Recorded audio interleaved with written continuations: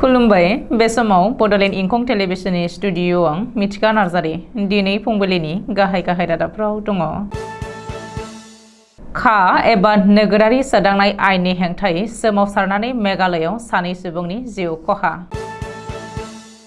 फैगौ 1 एप्रिलसिम ईडीनि कास्टडियाव थाबावनांसिगोन अरविंद केजरीवाला।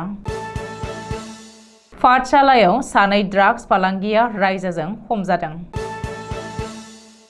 गुवाहाटीआव आइजोनि दुगैनायखौ भिडिअ खालामखोमानानै सासे हमजादों। दानिया फैदोनि आबुं रादाबाव।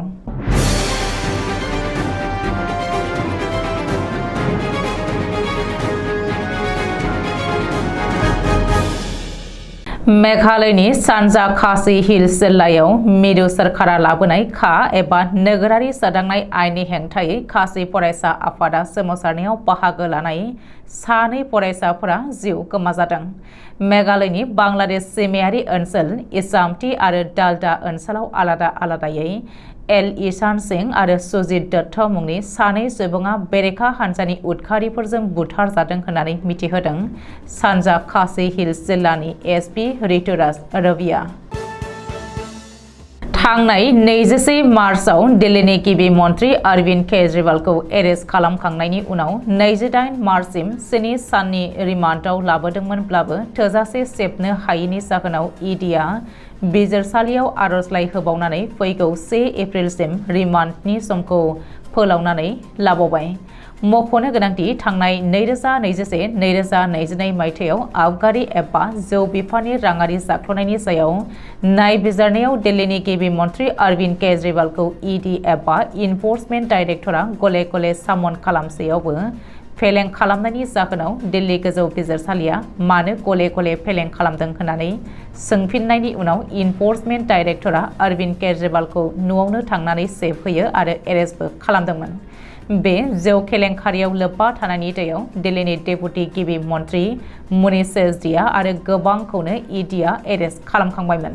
जोबथारनायाव गिबि मन्त्रि अरविंद केजरीवालखौबो इनफर्समेन्ट डाइरेक्टरा एरेस्ट खालामदोंमोन आरो सेबनाय खामानिया सोलिगासिनो दङ। आफां आसामनि बजालि जिल्ला पाठशालायाव सानै ड्राग्स फालांगिखौ गोबां ड्राग्सजों लोगोसे हमनो हादों जायगानि रायजो राजाया।